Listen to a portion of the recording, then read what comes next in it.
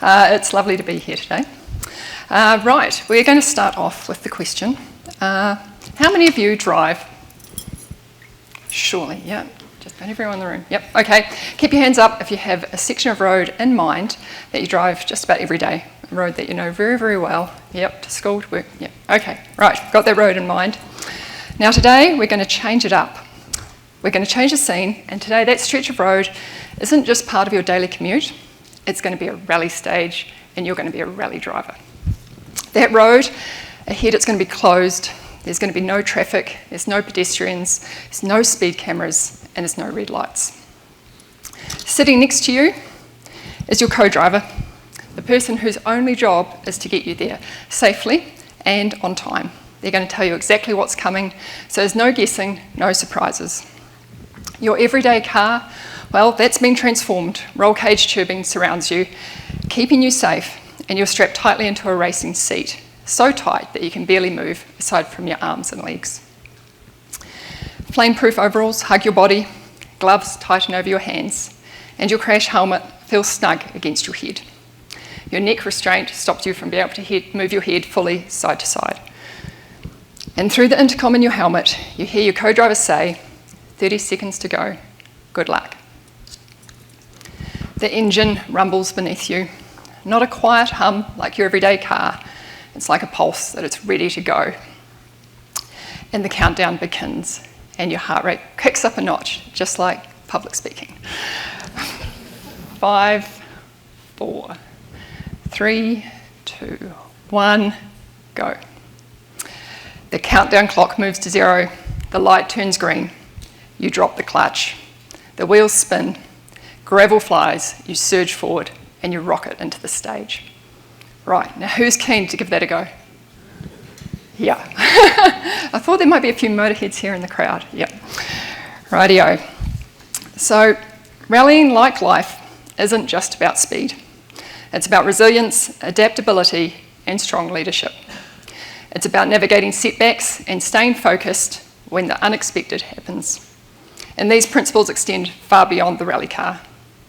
I've brought them into my role as the leader of a driven and dedicated team at my Suzuki car dealership in Dunedin. And today I'll share lessons from rallying that have shaped my approach to life, business, and leadership. At the core are 5 key themes: accountability, resilience, teamwork, quality processes, and strong leadership. I see these as the wheel nuts of a rally car, each essential to holding things together, and if one loosens, you can usually keep going. However, if more than one slips, things get unstable pretty quickly. And if you let too many go, well, that's when the wheels fall off. Whether you're behind the wheel, leading a business, or tackling life's challenges, these tools will guide you on the journey ahead. And my goal today is for you to leave with valuable insights to stay adaptable, lead with confidence, and trust yourself when it matters most. Rallying teaches you to be adaptable. The road can change at any moment, and you have to learn to adjust because conditions are really in your control. Rallying is about how fast you can go. Speed matters, but it's not just about pressing the accelerator. It's about knowing when to push, when to hold back, and how to adapt to the road ahead. If you focus solely on speed without reading the road, you end up off track. And the same is true in life and in business. Sometimes staying fast and effective means slowing down and reassessing the conditions and maintaining control so you can keep moving forward. The road isn't always predictable. One moment it's smooth tarmac, and the next you're sliding sideways on gravel, fighting for control as the conditions shift beneath you. Markets are no different. They can be unpredictable, and you can't always see what's coming around the next corner. Just like in rallying, preparation helps. It's your foundation, but preparation alone doesn't guarantee an easy ride. Success lies in your approach, how you stay focused, adapt to the changes, and embrace the unexpected as part of the journey. In rallying, there's no silver bullet, no single answer for every challenge, and the same applies to markets. You can't control the economy, the competition, or the external forces shaping the environment.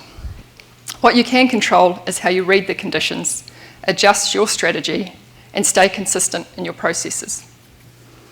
And that's how you stay competitive, in control and on track, even when the road or the market tries to throw you off. And here's the best part. No matter how unpredictable the road gets, you're the one behind the wheel.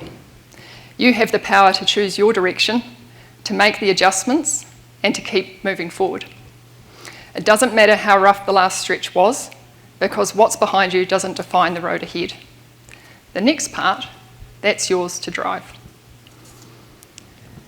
A question I always get asked is how. How did I become a rally driver? How did a young girl from Dunedin end up flying down gravel roads at over 160 kilometres an hour all over the world? And honestly, sometimes I still wonder how I ended up here. The road to becoming a rally driver certainly wasn't a straight one. I grew up as the youngest of two girls, and our family, we didn't really walk anywhere. We drove everywhere very, very fast. Whether we were packed into a sports car or clinging to my dad's back on his motorbike, speed was part of our lives. My dad is an A-grade automotive engineer, and my grandfather, my mum's father, was a mechanic, so cars and motorbikes were always part of the background. But my first love, well, that was horses. Mark, Todd and Charisma, their Olympic gold medals lit a fire in me. I trained hard, represented my area at national events, and I was selected for New Zealand development squads. But as I got older, doubt started to creep in about this lifelong dream. I had friends who suffered life-changing injuries, and I began questioning whether I truly had the guts and desire to go all the way. In reflecting on that time, I realised that horse riding had already taught me valuable life lessons, ones that shaped me long before I ever sat behind the wheel of a rally car. You get back on after every fall. There's no excuses, there's no sitting it out. Your ego means nothing to a horse, and they will drop you faster than you can tell them that it's just a plastic bag. Hard work, it doesn't guarantee success, but without it, you don't stand a chance. You have to give things a go, even when there's a chance you might fail. And sometimes the bravest thing you can do is change direction. Giving up on my Olympic dream, it wasn't easy. All those years, all that effort, was I supposed to just walk away? And that question, it sat with me for a long time. It wasn't just about the effort, it was about the identity that I'd built around it. Who was I if I wasn't chasing that goal anymore? I felt like if I walked away, I'd be admitting defeat. All the hours, the sacrifices, the setbacks, like they wouldn't mean anything. And it took me some time, but eventually I came to the realisation that sometimes no matter how much effort you pour in, you're still heading in the wrong direction. And no matter how fast you're moving, staying on the wrong road won't lead you to the right destination. Was I supposed to change direction? Yep, because I realised that taking a different road takes courage. What I planned when I was younger didn't have to be my final destination. And the truth is that even when the destination isn't clear, how you approach the road makes all the difference. After I gave up horse riding, I felt completely lost. I tried rowing, mountain biking, motorbikes, anything that might fill that space. But whilst I enjoyed them, none of them reignited that same drive or passion. I realised I wasn't just looking for a new hobby, I was searching for that thing, the next chapter that felt like mine. And spoiler alert, I can tell you that I'm much better driving fast on four wheels than any ball sport. And I know that I'm very, very lucky to have found it in motorsport.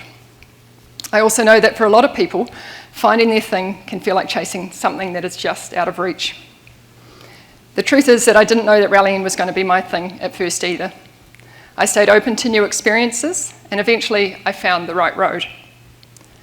But I'm also aware that one day I will hang up my rally helmet, and I might find myself searching all over again. Maybe the thing isn't just one destination. Maybe it's about staying curious and being willing to take a different road when the time comes. Looking back on my decision, I realised that you don't always need a clear goal to move forward. What matters is how you prepare for the unknown, focus on the next step, and you stay adaptable. In rallying, we don't start a race with every corner memorised. What we do have are pace notes. Before every event, my co-driver and I will go over the course. We'll mark down hazards, tricky corners, and key points of where I can push harder. We prepare as much as we can, but the truth is the road doesn't always match the notes.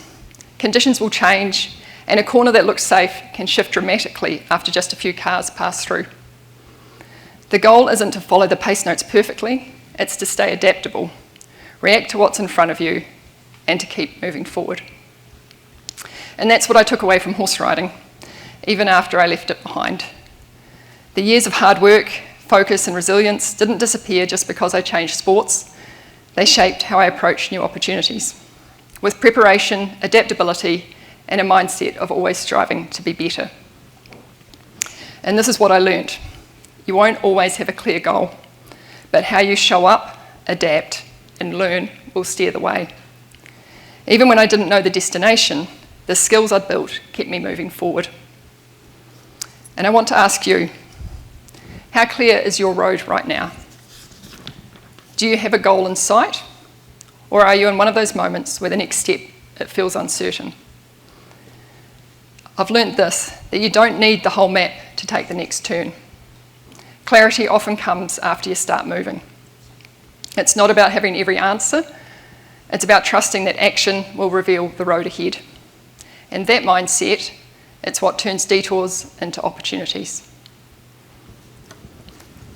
My dad, my sister, and my cousin had all discovered rally driving, and I found myself sitting in the co-driver's seat. Suddenly, that need for speed that I thought I'd left behind came rushing back. It felt familiar, the same adrenaline, the same focus. Driving a rally car on gravel reminded me so much of a galloping cross-country on horseback.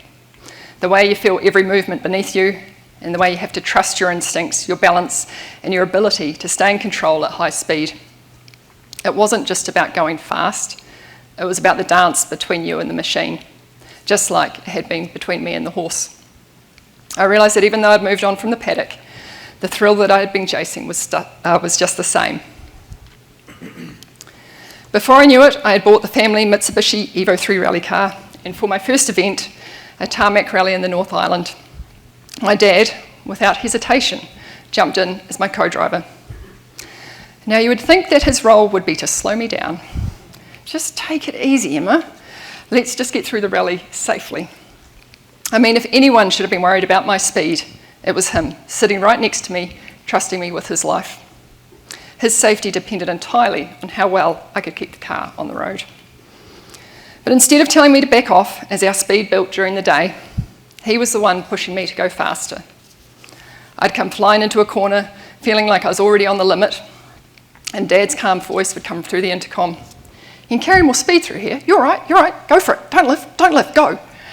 And that day, we finished 6 out of 100 cars, and we won our class. And I knew then that I'd found my new road.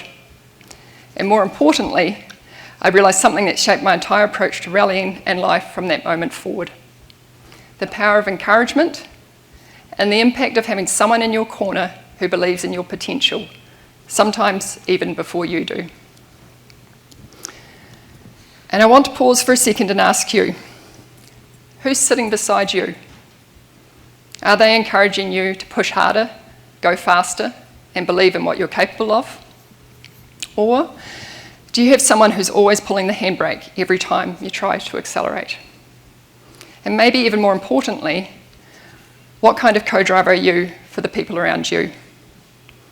Because here's the thing, it's not just about who's in your corner, it's about who you're showing up for.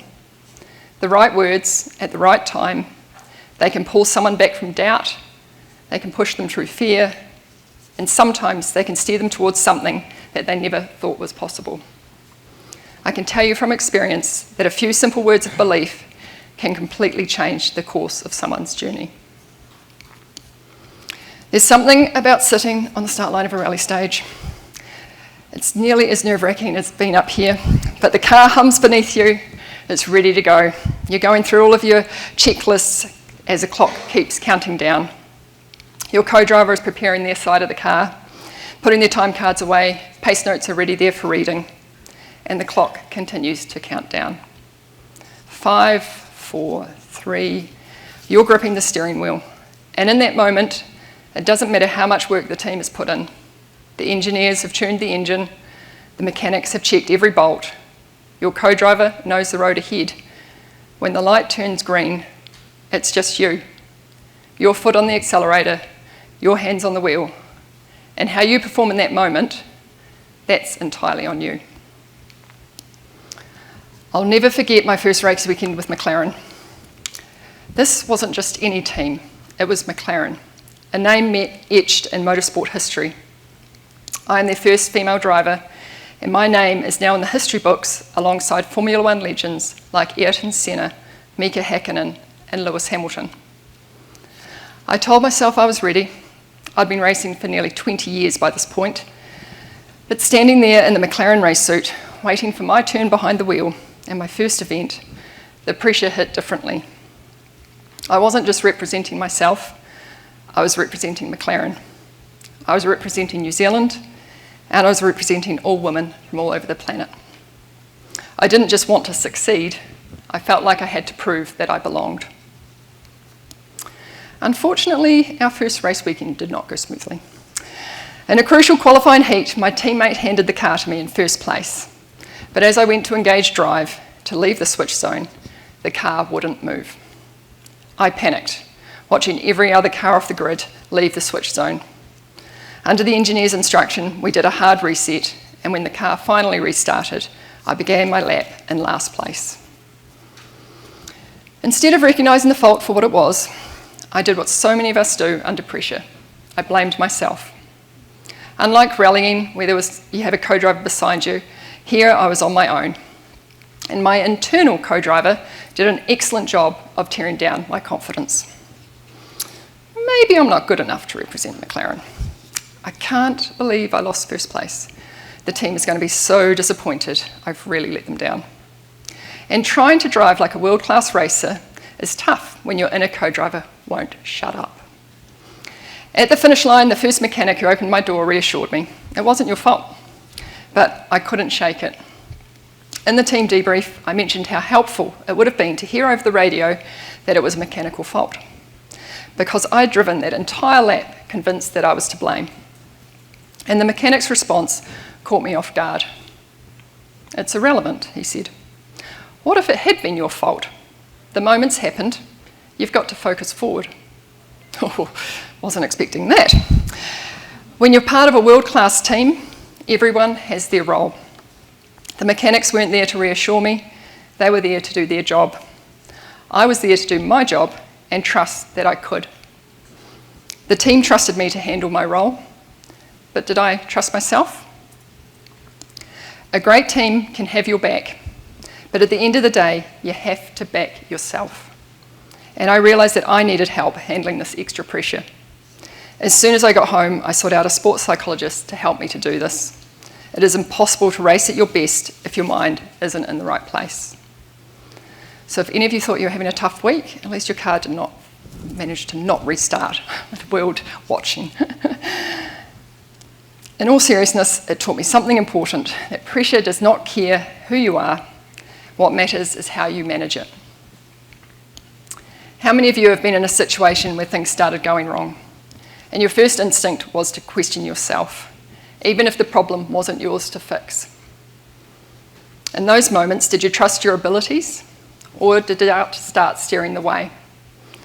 Because here's the truth, your ability is far greater than what the voice in your head wants you to believe. And managing that inner co-driver is just as important as the skills you bring to the table. I worked damn hard and overcame so many disappointments to get my opportunity with McLaren. And what I realised is that pressure doesn't disappear when you achieve your goals. In fact, it often gets louder. That inner co-driver, the one so quick to doubt me during that race, it didn't just show up in the tough moments, it was there even when you're standing on the podium. Sometimes, even when you're driving at your best, the road will throw you a curveball and you don't get to choose where it takes you. 18 months ago, racing for McLaren in Italy, I experienced this firsthand. I was sideways, about 120 kilometres an hour. Everything was going good at this point of the corner.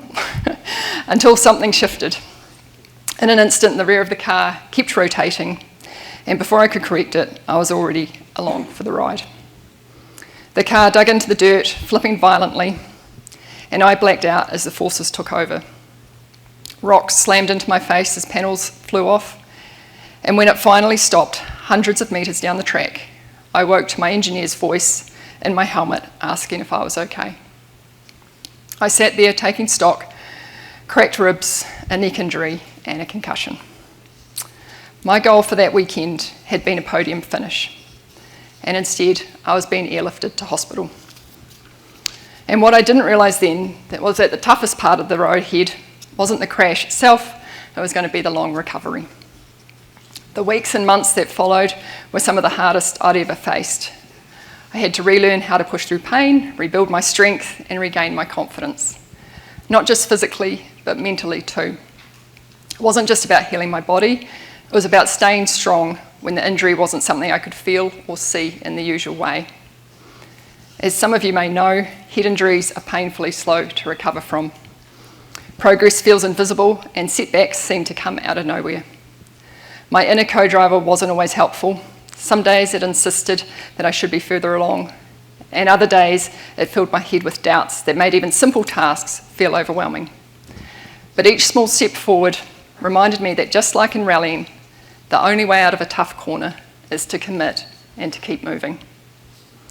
And there'll be times in your journey when you don't get to choose the road ahead.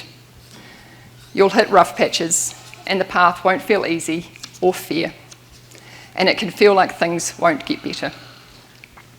And here's the truth, you can't always choose the road, but you can always control how you drive it. Even when the journey feels uncertain, you're still the one behind the wheel. And trust me, the road always changes, for better or for worse. I've been on stretches that I never wanted to end, and my experience with McLaren was one of those times. I got to meet Prince Charles, I attended Formula One events, I rubbed shoulders with celebrities, and I travelled the world in business class. It felt like winning the lottery. But I also knew that it wouldn't last forever, and because of that, I made sure to savour every moment. The crash in Italy wasn't just a physical setback, it challenged my confidence, resilience, and sense of direction. And there'll be times when the road ahead feels relentless, moments when doubt creeps in, the path feels unclear, and the pressure to perform, whether from others or yourself, it feels heavier than ever. And it's in these moments that I remind myself of Billie Jean King's words, pressure is a privilege. Because here's the truth, pressure is something we choose to take on. I could choose an easier road. I could step away, avoid the weight of expectation, and live a life without the constant pressure to perform. But I don't. I choose this pressure because the truth is I've worked damn hard to get here. This pressure, it's something I've earned. And one day when the helmet is hung up and the rallies are behind me, I know that I'll miss it. I've learnt to embrace the pressure, to really appreciate these moments, because they mean I'm doing something that matters. It means I've earned my place at the table. It means people trust me to perform. And it's a reminder that I'm doing exactly what I want to. I'll be honest, I didn't come to that realisation on my own. It was my sports psychologist who helped me to shift my focus to the one thing I could control, which was my performance. Because in sport, in life, and in business, there are so many things beyond our control. Focusing on the process rather than the outcome helped me handle the pressure I was feeling. At the end of the day, if I've done everything in my power to perform at my best, then I've done all that I can. But learning that wasn't easy. It's one thing to know how important the process is, but trusting it when the pressure is on, that's a whole different challenge. So here's a story from earlier in my career that I will never forget. I was on the podium, third overall, heading into the final stage of my home rally. It was a long time between podiums for me, so I was really looking forward to tasting that champagne. At that stage of the event, we'd already clocked up at nearly 2 hours of racing time over the 2 days, and everything was lining up. Then, mid-stage, we got a puncture. No big deal, punctures happen all the time. And a good tyre change can be done in under 2 minutes. But in that moment, seeing my results slip away, under pressure, I panicked. I stopped as quickly as I could, but in a very bad place. The ground wasn't level enough for the jack, and we couldn't lift the car. We had to get back in the car and move it further up the road. Then when we did get the chance to get the wheel off, the rattle gun didn't have enough power to loosen the hot wheel nuts. We needed an old-fashioned wheel brace to crack them loose, and that is not the speediest of tools. By the time we finished the stage, we were no longer on the podium. Instead of 2 minutes, which was a good tyre change, we had taken 13, and we were now 20th overall. Yeah, I was pretty angry, and I may have cried as we drove to the finish line of the rally. I was so disappointed. I was upset at getting the puncture, which had been out of my control, but it was more tears of frustration at my own lack of preparation and the mistakes I made under pressure. It wasn't the puncture that had cost me the podium, it was how I had reacted to it. Pressure doesn't just test your skills, it tests the quality of your processes. That day taught me a valuable lesson. In high pressure moments, you don't rise to the occasion, you fall to the level of your preparation. If I had practiced more tyre changes, if I had thought through the what ifs, I wouldn't have been scrambling to problem solve at the side of the road. The best performers aren't just skilled, they do everything they can to eliminate the uncontrollables. They're forever testing, refining, and evolving their processes to ensure they're always improving. I learned to control the controllables. I now practice tyre changes before every event. I carry the right tools, a proper rattle gun, not just a wheel brace, and I handle what I can. Accountability is uncomfortable, but it's necessary. You can't grow without owning your mistakes. How many of you have faced your own version of that moment? A high-pressure situation where things went wrong, and you realise that maybe it wasn't bad luck, maybe it was poor preparation. The question is, what are you doing now to make sure that next time the jack lifts the car the first time? Building a winning team starts with you. I became a better driver that day. Yes, my team was disappointed for me, but they didn't blame me. And because I owned my mistake, it set the tone for the entire team. Honesty and accountability builds trusts. And when I take responsibility for my part, it gives them permission to do the same. None of us are perfect, but if we're striving to be better and we're honest when we fall short, that's when the whole team improves. And that's the thing about motorsport. It's not just about how well I prepare, it's about how well my team prepares too. I might be the one in the driver's seat, but winning or losing depends on every person behind the scenes. And a culture of accountability will fuel performance. I trust my team to do their job because they trust me to do mine. And that shared accountability, it creates a culture where everyone performs at their best. And that's what I love about motorsport. It is the ultimate team sport. When I first started, I believed that if I was talented enough, I would win. I thought success was all about my ability. But as I climbed to the national level, I realised something crucial, that everyone at this level is talented. Winning wasn't just about my skill behind the wheel, it depended on every single member of my team. My co-driver, my mechanics, my engineers, my sponsors. In motorsport, in life, and in business, success isn't something you achieve alone, and it's impossible with the wrong people on your team. I came to understand this through experience as well. Earlier in my career, I had a massive crash that destroyed my car and left me with a really bad concussion. The first of my really bad concussions. It wasn't the crash that had me questioning my future in the sport. It was a team around me as I returned afterwards.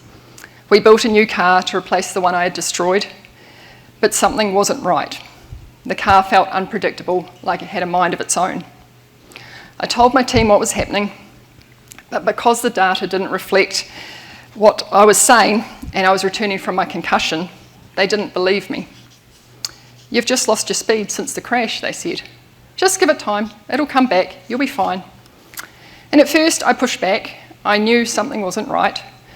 But the more I heard it, the harder it became to ignore. Doubt crept in. I started to believe what they were telling me. Maybe I had lost my speed. Maybe the crash and the concussion had taken more than I had realised. And I was so close to giving up. The frustration of knowing deep down that something was wrong, but not being believed, it was overwhelming. And it's a really lonely place to be when the people closest to you don't back what you're feeling. I questioned myself, wondering if I was imagining things, and that isolation made the idea of walking away seem easier than continuing to fight. But then a few key people stepped up. They believed me when I said something felt off. They trusted my instincts and reminded me that even early in my career, those instincts mattered. But making the tough call to remove the wrong people from my team, that was a different kind of challenge. It's not easy to let people go, even when you know it's the right thing to do. There's no instruction manual for it, no step-by-step guide, and it's lonely. When things get hard, it's natural to want to hand the steering wheel to someone else, to look around and hope that someone else will step in and take the wheel for you. But sadly, that's not how it works. I'm the only one that has the steering wheel for my life. No one else can take it for me, and I have to be the one to make those tough decisions, even when it feels isolating and even when it feels like failure. Sacking my entire team and starting over at that time was one of the hardest decisions that I'd ever made. But looking back on it, it saved my career. I brought in a new team, people who trusted my feedback, people who worked with me, not against me, and we finally found the fault. It had been just as I'd suspected all along. The computer had been malfunctioning. And not long after, with the right people around me, we returned to the podium. The best teams will bring out the best in you. The best teams, they make you feel valued, and they make you feel like you matter. They give you the support you need to do the job you were brought in to do. They believe in you, and because of that, you feel safe enough to push harder, take risks, and perform at your best. On the other hand, teams that question your ability, micromanage, let egos lead, or focus on blame, these teams fall apart quickly. And here's a question for you. Have you ever held on to the wrong people because it felt easier than making the tough call? And how much harder did everything become because of it? The danger is that if we wait too long to make a change, we risk failing alongside them. Motorsport is brutally honest. Poor performance, it's almost impossible to hide.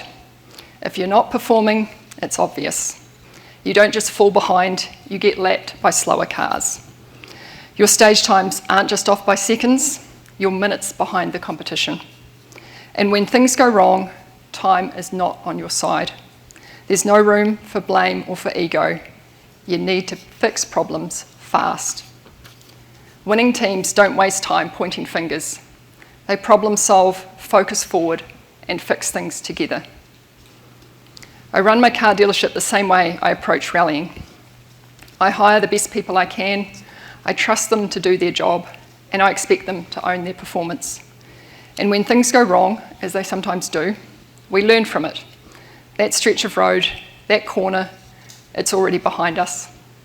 We take what we need from the experience and we focus forward. In motorsport and in business, the clock keeps ticking. The next race, the next opportunity, the next challenge, they're always just around the corner.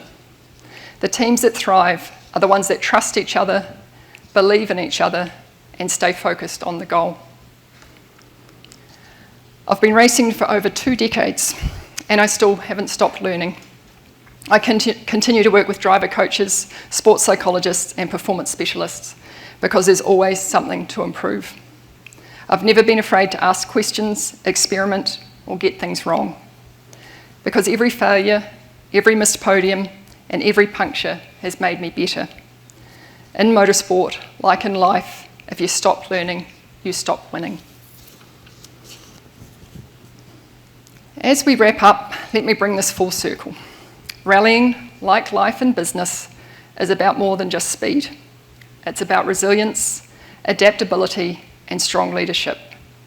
It's about navigating the unpredictable, trusting your instincts, and staying focused when the road gets rough. Today we explored the 5 wheel nuts that hold everything together. Accountability, owning your performance, your mistakes, and your growth. True progress starts with responsibility. Resilience, when the road gets rough or throws the unexpected at you, it's about how you keep moving forward and you adapt to changing conditions. Teamwork, success isn't a solo race. Surround yourself with the right people and recognise the value each person brings to the journey. Quality processes. Strong and robust processes will keep your performance consistent and focused, enabling you to drive towards your goals with confidence. And strong leadership. Great leaders don't just steer the car, they empower others to take the wheel. True leadership isn't about creating an environment where people, True leadership is about creating an environment where people feel supported, valued, and driven to reach their full potential. When you lift others, you elevate the entire team. And these principles apply as much to rallying as they do to life and business. They're the tools that help you stay in control, even when the road or the market throws you off course. And the best part, you're the one behind the wheel. You can't control every twist and turn, but you can control how you respond. Your words, your choices, and your actions shape the road ahead. So as you leave here today, I want you to reflect on this. Are you driving with intention or just coasting through the corners? Are you adapting to the unexpected or hoping for a smooth ride? Are you building up your team or acting as the handbrake holding back their potential?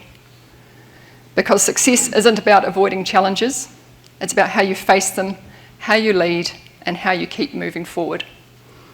The road ahead won't always be smooth, but if you stay adaptable, focused, and consistent, both in how you lead and how you approach the journey, you'll be ready for whatever comes next. The road ahead is yours. Drive it with purpose. Thank you.